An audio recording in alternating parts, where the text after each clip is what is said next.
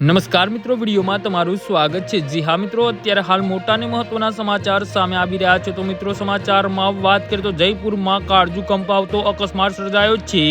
રાજસ્થાનના જયપુરમાં વિંટી રોડ પર સ્થિત શનિ મહારાજ મંદિર નજીક એક મોટો માર્ગ અકસ્માત થયો છે, જ્યાં ઓવરસ્પીડમાં આવી રહેલી એક્સયુવી કારે સ્કૂલ વાનને જોરદાર ટક્કર મારી હતી।